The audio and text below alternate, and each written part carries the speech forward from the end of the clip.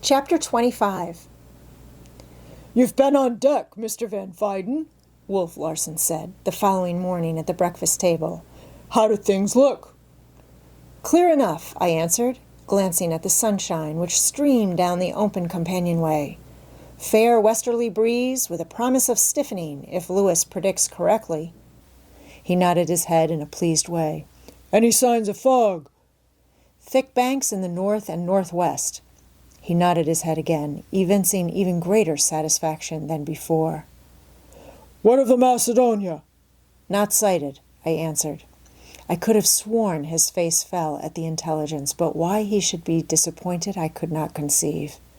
I was soon to learn. "Smoke ho!" came the hail from on deck, and his face brightened.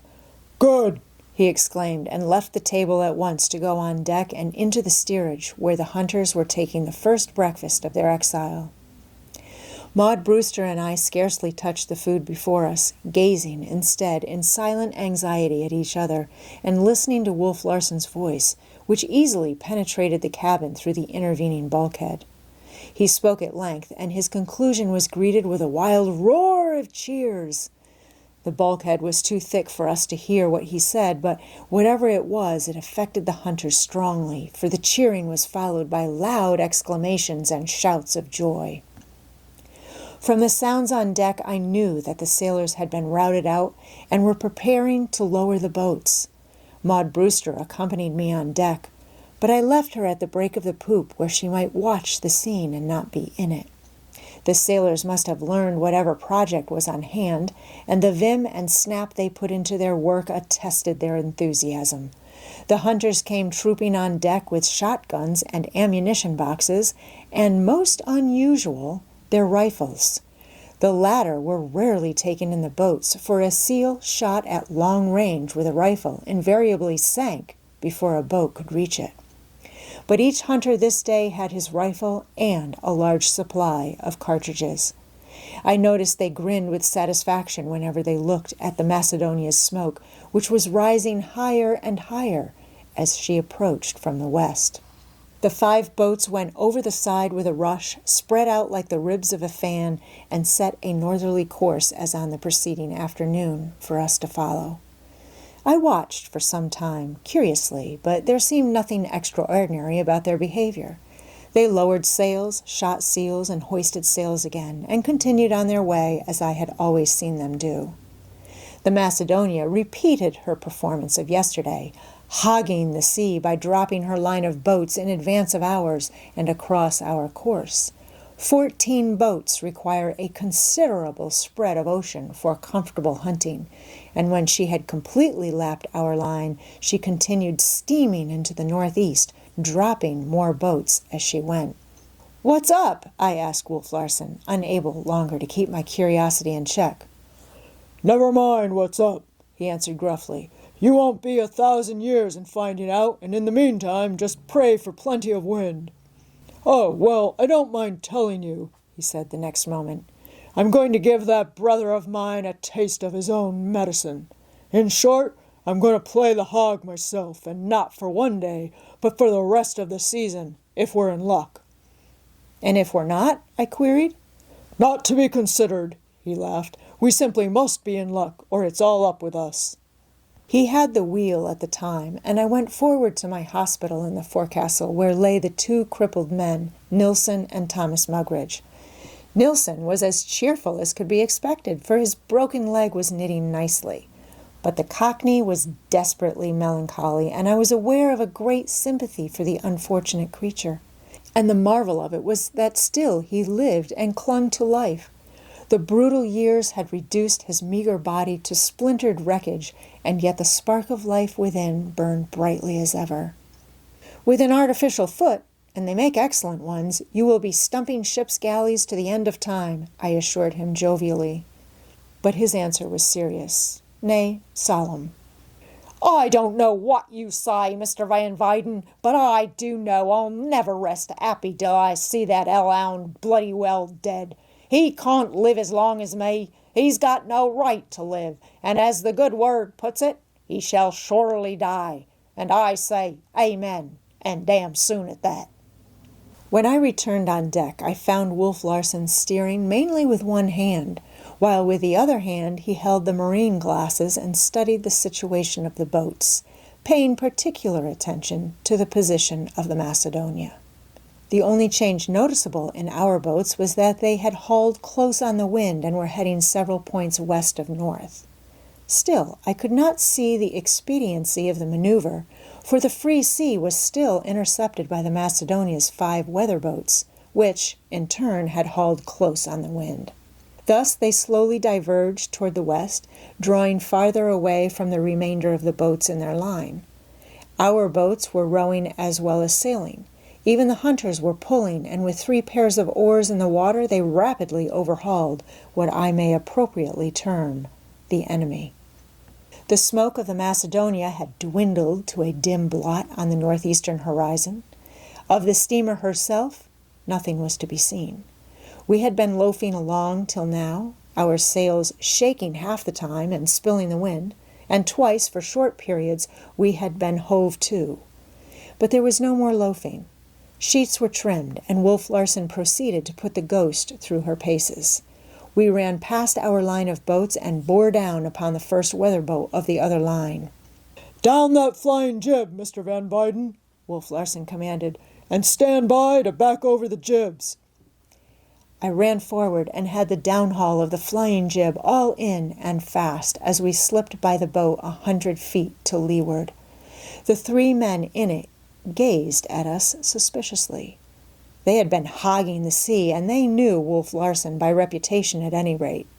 I noted that the hunter, a huge Scandinavian sitting in the bow, held his rifle ready to hand across his knees. It should have been in its proper place in the rack. When they came opposite our stern, Wolf Larson greeted them with a wave of the hand and cried, "Come on board and have a gam." To gam among the sealing schooners is a substitute for the verbs to visit, to gossip. It expresses the garrulity of the sea, and it is a pleasant break in the monotony of the life. The Ghost swung around into the wind, and I finished my work forward in time to run aft and lend a hand with the mainsheet. "You will please stay on deck, Miss Brewster," Wolf Larson said as he started forward to meet his guest. "And you too, Mr. Van Weyden." The boat had lowered its sail and run alongside. The hunter, golden-bearded like a sea king, came over the rail and dropped on deck. But his hugeness could not quite overcome his apprehensiveness. Doubt and distrust showed strongly in his face. It was a transparent face, for all of its hairy shield, and advertised instant relief when he glanced from Wolf Larson to me, noted that there was only the pair of us, and then glanced over his own 2 men who had joined him.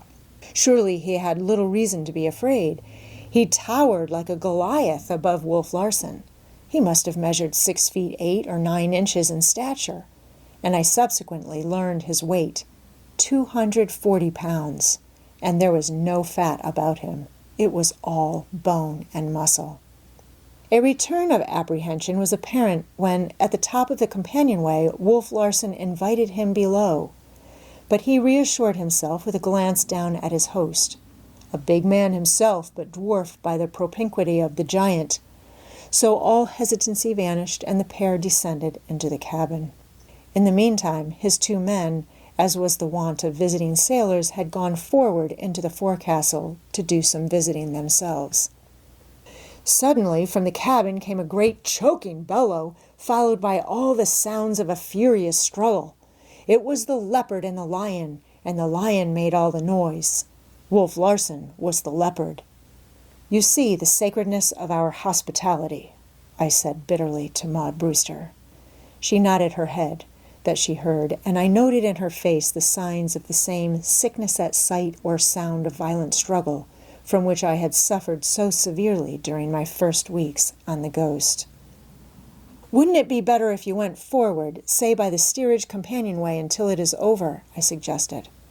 She shook her head and gazed at me pitifully. She was not frightened, but appalled, rather, at the human animality of it. "You will understand," I took advantage of the opportunity to say, "whatever part I take in what is going on and what is to come, that I am compelled to take it. if you and I are ever to get out of this scrape with our lives. It is not nice for me," I added. "I understand," she said in a weak, faraway voice, and her eyes showed me that she did understand. The sounds from below soon died away. Then Wolf Larson came alone on deck. There was a slight flush under his bronze, but otherwise he bore no signs of the battle. "Send those 2 men aft, Mr. Van Weyden," he said. I obeyed, and a minute or two later they stood before him. "Hoist in your boat," he said to them. "Your hunter's decided to stay aboard a while and doesn't want it pounding alongside. Hoist in your boat, I said," he repeated this time in sharper tones as they hesitated to do his bidding. "Who knows? You may have to sail with me for a time," he said quite softly, with a silken thread that belied the softness as they moved slowly to comply. "And we might as well start with a friendly understanding. Lively now! Death Larson makes you jump better than that, and you know it." Their movements perceptibly quickened under his coaching, and as the boat swung inboard, I was sent forward to let go the jibs. Wolf Larson at the wheel directed the Ghost after the Macedonia's second weather boat. Under way, and with nothing for the time being to do, I turned my attention to the situation of the boats. The Macedonia's third weather boat was being attacked by 2 of ours, the 4th by our remaining 3, and the 5th, Turnabout, was taking a hand in the defense of its nearest mate. The fight had opened at long distance, and the rifles were cracking steadily. A quick, snappy sea was being kicked up by the wind, a condition which prevented fine shooting, and now and again as we drew closer, we could see the bullets zip-zipping from wave to wave. The boat we were pursuing had squared away and was running before the wind to escape us, and in the course of its flight to take part in repulsing our general boat attack. Attending to sheets and tacks now left me little time to see what was taking place, but I happened to be on the poop when Wolf Larson ordered the 2 strange sailors forward and into the forecastle. They went sullenly, but they went. He next ordered Miss Brewster below, and smiled at the instant horror that leapt into her eyes. "You'll find nothing gruesome down there," he said. "Only an unhurt man securely made fast to the ring bolts. Bullets are liable to come aboard, and I don't want you killed, you know." Even as he spoke, a bullet was deflected by a brass-capped spoke of the wheel between his hands and screeched off toward the air to windward. "You see?" he said to her, and then to me. "Mr. Van Weyden, will you take the wheel?" Maud Brewster had stepped inside the companionway so that only her head was exposed. Wolf Larson had procured a rifle and was throwing a cartridge into the barrel. I begged her with my eyes to go below, but she smiled and said, "We may be feeble land creatures without legs, but we can show Captain Larson that we are at least as brave as he." He gave her a quick look of admiration. "I like you 100% better for that," he said. "Books and brains and bravery. You are well-rounded. A blue stocking fit to be the wife of a pirate chief. We'll discuss that later," he smiled as a bullet struck solidly into the cabin wall. I saw his eyes flash golden as he spoke, and I saw the terror mount in her own. "We are braver," I hastened to say. "At least, speaking for myself, I know I am braver than Captain Larson." It was I who was now favored by a quick look. He was wondering if I were making fun of him. I put 3 or 4 spokes over to counteract a sheer toward the wind on the part of the Ghost, and then steadied her. Wolf Larson was still waiting an explanation, and I pointed down to my knees. "You will observe there," I said, "a slight trembling. It is because I am afraid. The flesh is afraid, and I am afraid in my mind because I do not wish to die. But my spirit masters the trembling flesh and the qualms of the mind. I am more than brave. I am courageous. Your flesh is not afraid. You are not afraid. On the one hand, it costs you nothing to encounter danger. On the other hand, it even gives you delight. You enjoy it. You may be unafraid, Mr. Larson, but you must grant that the bravery is mine." "You're right," he acknowledged at once. I never thought of it that way before. But is the opposite true? If you are braver than I, am I more cowardly than you?" We both laughed at the absurdity, and he dropped down to the deck and rested his rifle across the rail. The bullets we had received had traveled nearly a mile, but by now we had cut that distance in half. He fired 3 careful shots. The first struck 50 feet to windward of the boat, the second alongside, and at the third the boat steerer let loose his steering oar and crumpled up in the bottom of the boat. "I guess that'll fix them," Wolf Larson said, rising to his feet. "I couldn't afford to let the hunter have it, and there is a chance the boat puller doesn't know how to steer, in which case the hunter cannot steer and shoot at the same time." His reasoning was justified, for the boat rushed at once into the wind and the hunter sprang aft to take the boat steerer's place. There was no more shooting, though the rifles were still cracking merrily from the other boats.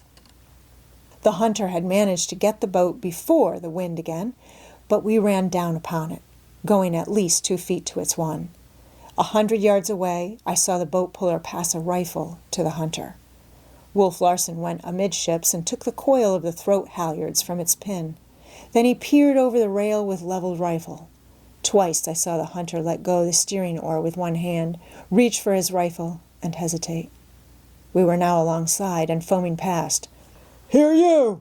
Wolf Larson cried suddenly to the boat puller. "Take a turn!" At the same time, he flung the coil of rope. It struck fairly, nearly knocking the man over, but he did not obey. Instead, he looked to his hunter for orders. The hunter, in turn, was in a quandary.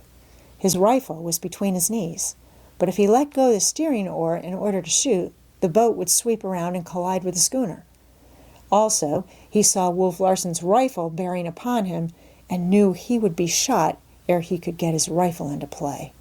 "Take a turn," he said quietly to the man.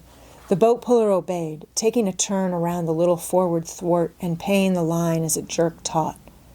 The boat sheered out with a rush, and the hunter steadied it to a parallel course some 20 feet from the side of the Ghost. "Now, get that sail down and come alongside," Wolf Larson ordered. He never let go his rifle, even passing down the tackles with one hand. When they were fast, bow and stern, and the 2 uninjured men prepared to come aboard, the hunter picked up his rifle as if to place it in a secure position. "Drop it!" Wolf Larson cried, and the hunter dropped it as though it were hot and had burned him. Once aboard, the 2 prisoners hoisted in the boat and under Wolf Larson's direction carried the wounded boat steerer down into the forecastle. "If our 5 boats do as well as you and I have done, we'll have a pretty full crew," Wolf Larson said to me. "The man you shot, he is, I hope," Maud Brewster quavered. "In the shoulder," he answered. "Nothing serious. Mr. Van Weyden will pull him around as good as ever in 3 or 4 weeks. But he won't pull those chaps around from the look of it," he added, pointing at the Macedonia's 3rd boat, for which I had been steering and which was now nearly abreast of us. "That's Horner's and Smoke's work. I told them we wanted live men, not carcasses. But the joy of shooting to hit is a most compelling thing, when once you've learned how to shoot. Ever experienced it, Mr. Van Weyden?" I shook my head and regarded their work. It had indeed been bloody, for they had drawn off and joined our other 3 boats in the attack on the remaining 2 of the enemy. The deserted boat was in the trough of the sea, rolling drunkenly across each comber, its loose spritsail out at right angles to it and fluttering and flapping in the wind. The hunter and boat puller were both lying awkwardly in the bottom, but the boat steerer lay across the gunwale, half in and half out, his arms trailing in the water and his head rolling from side to side.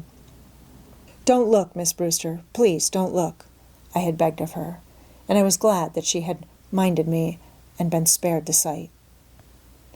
"Head right into the bunch, Mr. Van Weyden," was Wolf Larson's command. As we drew nearer, the firing ceased, and we saw that the fight was over.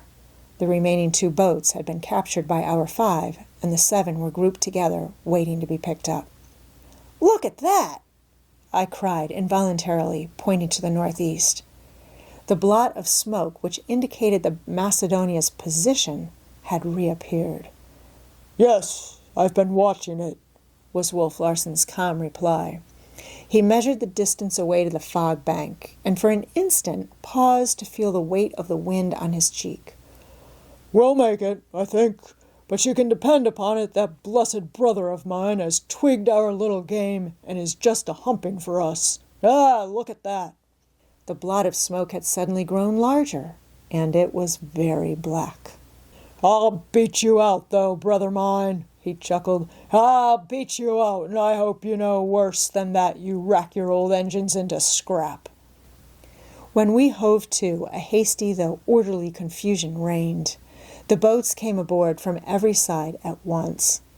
As fast as the prisoners came over the rail, they were marshaled forward to the forecastle by our hunters, while our sailors hoisted in the boats pell-mell, dropping them anywhere upon the deck and not stopping to lash them.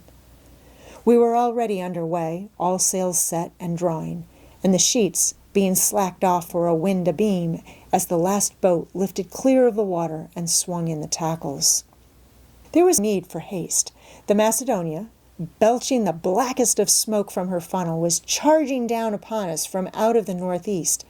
Neglecting the boats that remained to her, she had altered her course so as to anticipate ours. She was not running straight for us, but ahead of us. Our courses were converging like the sides of an angle, the vertex of which is at the edge of the fog bank. It was there, or not at all, that the Macedonia could hope to catch us. The hope for the Ghost lay in that she should pass that point before the Macedonia arrived at it. Wolf Larson was steering, his eyes glistening and snapping as they dwelt upon and leaped from detail to detail of the chase. Now he studied the sea to windward for signs of the wind slackening or freshening. Now the Macedonia, and again his eyes roved over every sail, and he gave commands to slack a sheet here a trifle, to come in on one there a trifle, till he was drawing out of the Ghost the last bit of speed she possessed. All feuds and grudges were forgotten, and I was surprised at the alacrity with which the men who had so long endured his brutality sprang to execute his orders. Strange to say, the unfortunate Johnson came into my mind as we lifted and surged and heeled along, and I was aware of a regret that he was not alive and present. He had so loved the Ghost and delighted in her sailing powers.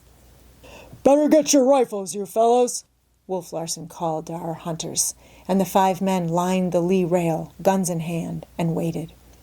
The Macedonia was now but a mile away, the black smoke pouring from her funnel at a right angle, so madly she raced, pounding through the sea at a 17-knot gait. "Sky hooting through the brine," as Wolf Larson quoted while gazing at her. We were not making more than 9 knots, but the fog bank was very near. A puff of smoke broke from the Macedonia's deck. We heard a heavy report, and a round hole took form in the stretched canvas of our mainsail. They were shooting at us with one of the small cannon which rumor had said they carried on board. Our men, clustering amidships, waved their hats and raised a derisive cheer. Again there was a puff of smoke and a loud report, this time the cannonball striking not more than 20 feet astern and glancing twice from sea to windward ere it sank. But there was no rifle firing for the reason that all their hunters were out in the boats, or our prisoners. When the 2 vessels were half a mile apart, a 3rd shot made another hole in our mainsail. Then we entered the fog. It was about us, veiling and hiding us in its dense, wet gauze. The sudden transition was startling. The moment before, we had been leaping through the sunshine, the clear sky above us, the sea breaking and rolling wide to the horizon, and a ship vomiting smoke and fire and iron missiles rushing madly upon us. And at once, as in an instant's leap, the sun was blotted out, there was no sky, even our mastheads were lost to view, and our horizon was such as tear-blinded eyes may see. The gray mist drove by us like a rain. Every woolen filament of our garments, every hair of our heads and faces was jeweled with a crystal globule. The shrouds were wet with moisture. It dripped from our rigging overhead, and on the underside of our booms, drops of water took shape in long swaying lines, which were detached and flung to the deck in mimic showers at each surge of the schooner. I was aware of a pent, stifled feeling. As the sounds of the ship thrusting herself through the waves were hurled back upon us by the fog, so were one's thoughts. The mind recoiled from contemplation of a world beyond this wet veil which wrapped us around.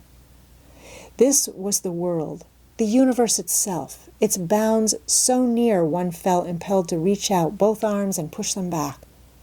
It was impossible that the rest could be beyond these walls of gray. The rest was a dream, no more than the memory of a dream. It was weird, strangely weird. I looked at Maud Brewster and knew that she was similarly affected. Then I looked at Wolf Larson, but there was nothing subjective about his state of consciousness. His whole concern was with the immediate objective present.